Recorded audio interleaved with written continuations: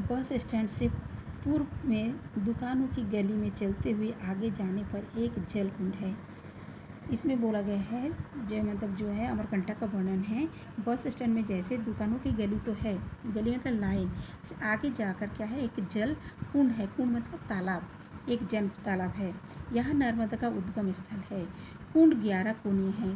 कुंड मतलब जो है, ये जो कुंड जो है, कुंड मतलब तालाब, जो तालाब ने कुआं जो है, ये 11 कोण का है। स्वच्छ और शीतल जल का लहरा रहा है। कुंड की चारों और आसपास 20 मंदिर बने हुए हैं। ये जो 11 कोण जो तालाब मतलब कुआं है, इसके चारों तरफ जो है 20 मंदिर भी बने हुए हैं। कुंड जो है पक्का बना हुआ है। ये जो कुआं जो है पक्का बना हुआ है। कुंड विशाल है। कुंड के चारों तरफ पक्की समतल जगह बना दी गई है। मुख्य द्वार भी विशाल है, जो इनका गेट जो है बहुत बड़ा आकार का है। कुंड के आसपास बने मंदिर मझोले आकार के हैं। कुंड के पास जो मंदिर जो है बीच आकार का, ना ज़्यादा बड़ा ना ज़्यादा छोटा है। कुंड के पूर्व की तरफ एक छोटा सा मंदिर है जिसे शिव मंदिर प्रतिष्ठित है। मतलब ये जो कुंड है, कुआं जो है, इसके पूर्व में एक छोटा सा मंदिर है, शिव मंदिर है। अमरकंटक के कंठ से नर्मदा निकलती है। यह कुंड की नर्मदा का आदिम स्रोत है। अमरकंटक के कंठ से, कंठ मतलब गला, अमरकंटक जो ये है, अमरकंटक किसको बोला जाता है, शिव भगवान को। तो अमरकंटक के कंठ से नर्मदा निकलती है। इसमें दिखाया गया है कि शिव भगवान के गले से नर्मदा निकलती है। यह कुंड नर्मदा की आदिम स्रोत है। पहले सबसे पुराना स्रोत ये है। जल शिव के कंठ से निकलकर कुंड में एकत्रित होते रहता है।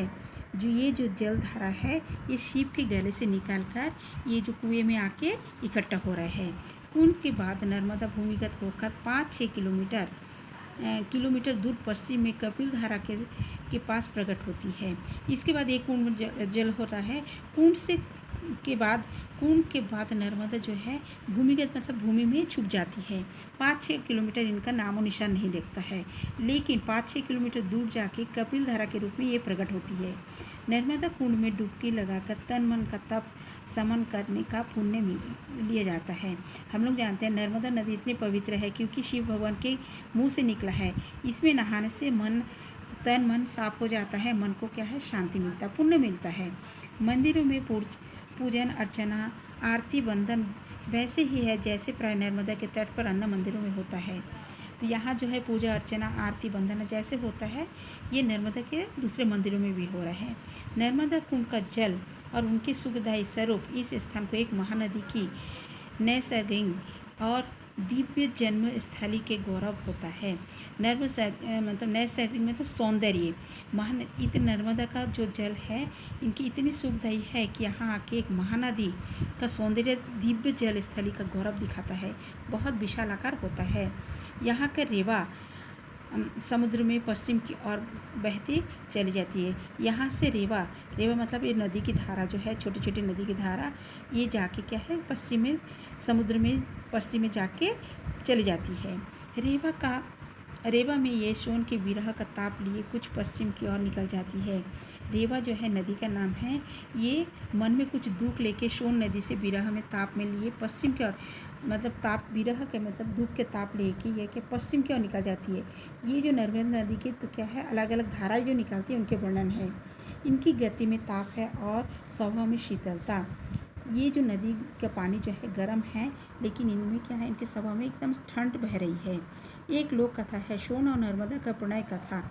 ये क्या है, सोन और नर्मदा का, ये इसमें क्या है, प्रणय कथा। इसमें एक कहानी जुड़ा हुआ है। जूलिया नामक नर्मदा की सखी ने सब गड़बड़ कर दिया है। इसमें कहानी बताया गया है। जूलिया नामक जो सहेली जो है नर्मदा की सखी थी, ये सब गड़बड़ कर दिए। नर्मदा जूलिया की दूती बनकर अपना प्रणय संदेश सोनभद्र के पास भेजती है। जूलिया सोनभद्र के व्यक्तित्व मुग्ध हो जाती है। वह नर्मदा का स्वरूप लेकर सोन का वर्ण करती है। इसमें बोला गया है जूलिया नदी जो है ये दूती बन के, मतलब जूलिया और ये जो रेवा नदी के साथ खबर पहुंचाने वाला कौन था, ये जूलिया था। है ना। ये सोनभद्र के पास जाती, सोन नदी के पास जाती है। जूलिया सोन में व्यक्तित्व पर मुग्ध हो जाती है। वह नर्मदा का रूप लेके सोन का वर्ण करती है। मतलब ये यहाँ दिखाते हैं कि ये नर्मदा नदी की सोन के रूप में इसको वर्ण कर लेते हैं। वर्ण करना मतलब स्वागत करना। यह बात नर्मदा को जब पता चलती है तो वहाँ मारे क्रोध में उल्टे पाँव लौटकर पश्चिम की ओर वेग गति होकर चल पड़ती है। तो बोला गया है इसमें ये जो दो सहेली के बीच में मनमुटाव होने के कारण ये नदी एक गुस्सा होकर क्रोध में आके दूसरे और पश्चिम दिशा में ये क्या है बहने लगती है। चट्टानों को तोड़ती, पहाड़ों को किनारे करती, उछलती, उत्तल तरंगों के रव करती, बहती और चली जाती है। तो ये जो है गुस्से में पहाड़ को तोड़ती है और किनारे करती, उछलती हुई, है ना, उन्माद होके, पागल होके ये दूसरे मतलब जलधारा में बहने लगती है। पीछे मुड़कर फिर कभी नहीं देखती। उधर सोन को इस रहस्य का पता चलता है तो वहाँ वीर्य संतप होकर अमरकंटक उच्च शिखर में छलांग लगा देती है।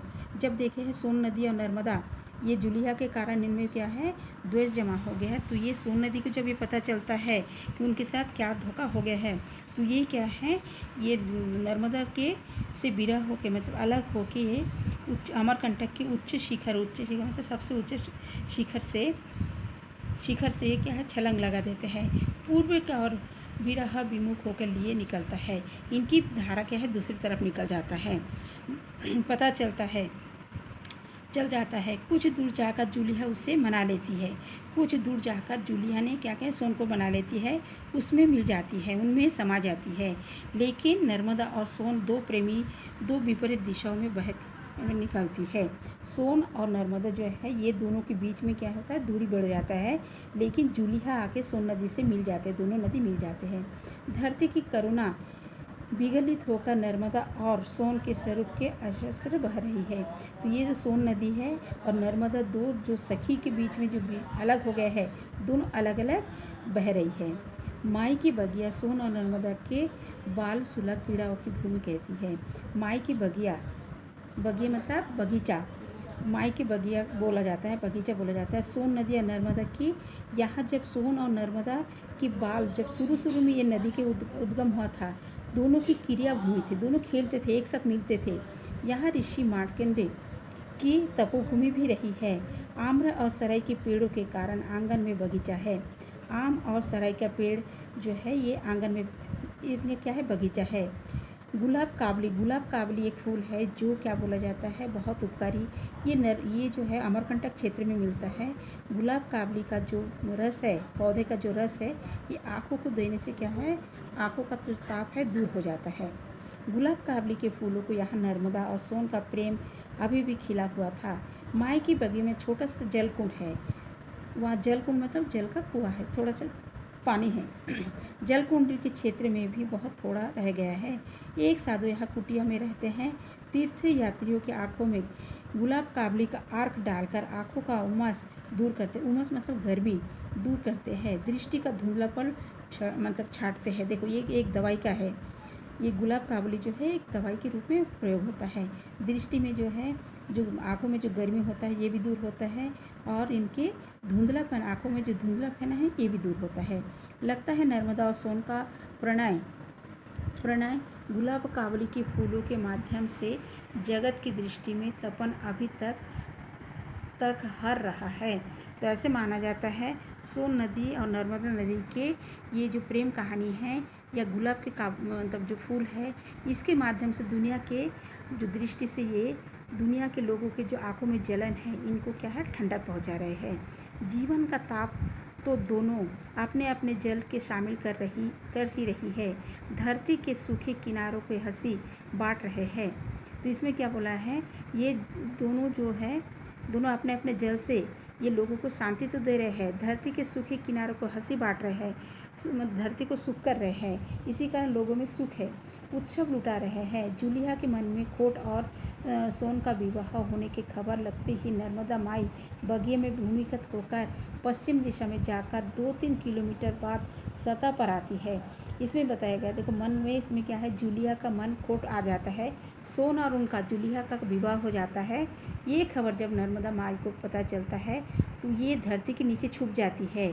जाके 2-3 किलोमीटर के बाद जाके ये क्या कपिल धारा के पास ये स्रोत जो है दिखाई देते हैं। यह प्रसंग मानवीय संदर्भ लिए हुए है। लोक ने नदियों को कहीं मानवीय और कहीं देवी गुणों से मंडित किया है।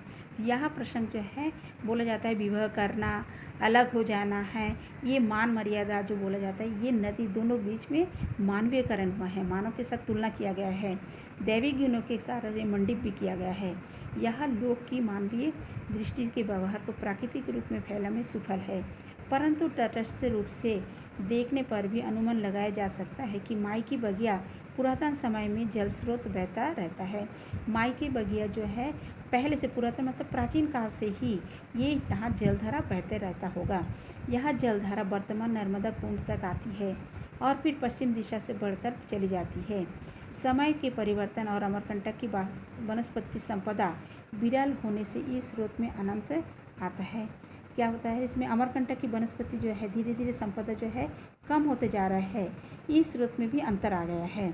माई की बगिया से लेकर नर्मदा कुंड तक की धारा सूख गई है। मतलब यहाँ क्या है वनस्पति कम होने के कारण धारा में भी मतलब ये जो जल धारा में भी परिवर्तन हो गया है, ये धारा भी सूख गई है। नर्मदा कुंड से आगे 2-3 किलोमीटर तक यही स्थिति होगी।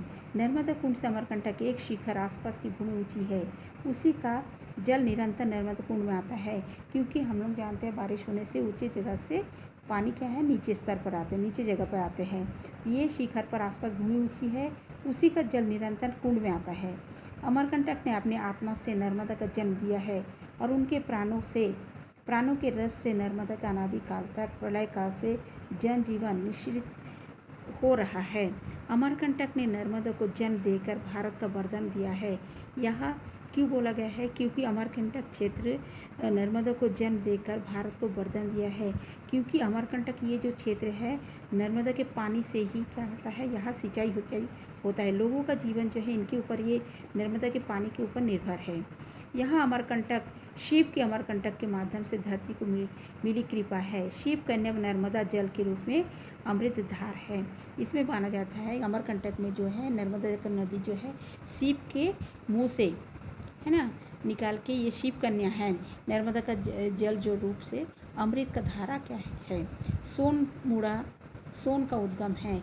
यहाँ भी एक छोटा सा पक्का कुंड बना दिया गया है, पहले ही नहीं था। कुंड में पतली जलधारा निकालकर बह रही है और पर्वत के ऊपर बहकर आके मोटी जलधारा से मिलकर सोन को नद का स्वरूप बना देती है। तो इसमें बोलोगे पहले नहीं था उतना जलकुंड था, कुंड में पतली धारा निकालकर बह रही थी, पर्वत के ऊपर बहकर आती है, मोटी जलधारा से निकलकर सोन नदी के रूप आती है। पहले ये पतली धारा था, जब पर्वत से मोटी धारा आके इनसे मिलते हैं तो ये क्या है स्वरूप में बदल जाता है, इनका रूप जो है परिवर्तन हो जाता है। थोड़ी दूर जाकर सैकड़ों फीट नीचे गिरकर वृक्षों में अदृश्य हो जाती है।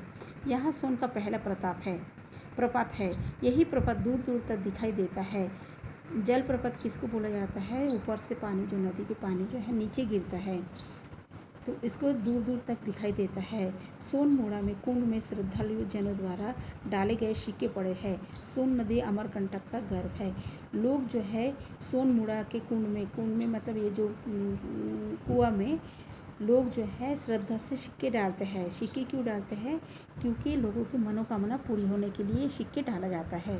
इसी तरह नर्मदा के उद्गम स्थल पर बना कुंड भी बहुत पहले पक्का नहीं था। अपने गांव में बड़े बूढ़े और परिक्रम वासियों ने सुना है कि अमरकंटक में माई रेवा बांस के भीड़े है और भीड़े में से निकलते हैं।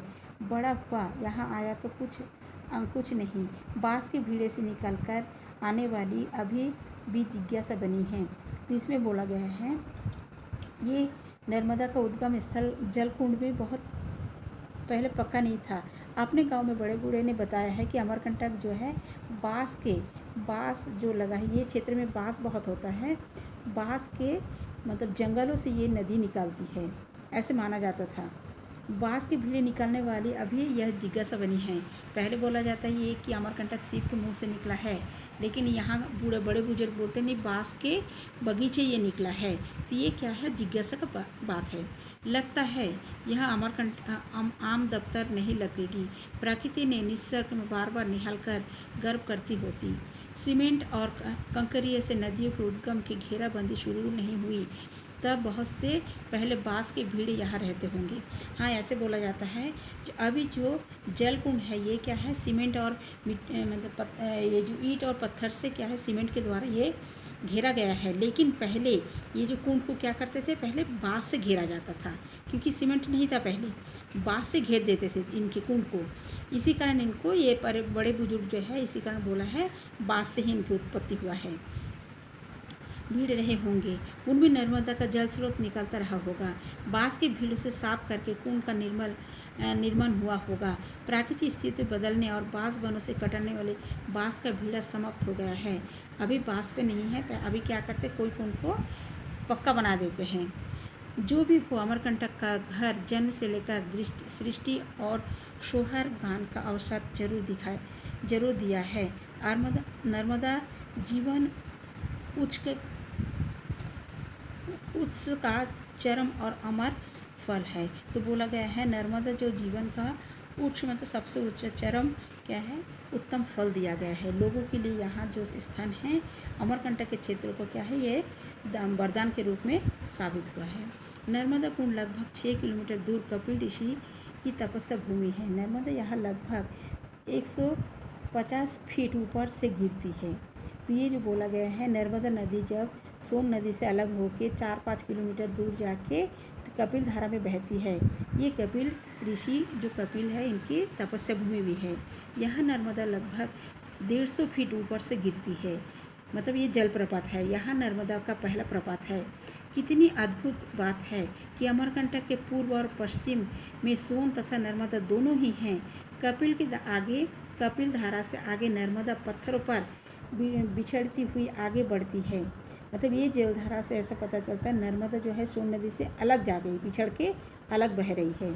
थोड़ी दूर ही दूध की धारा है। दूध की धारा भी बोला क्यों गया है, क्योंकि ये जो जलधारा है दूध जैसे लग रहा है, ऊपर से जो गिरे इतने सफ़ेद है कि ऐसा लग रहा है दूध की धारा ये बह रही है। यहाँ पर नर्मदा अनेक धाराओं से बटकर पत्थर से बहती हुई है। नर्मदा के ऊपर की और तेज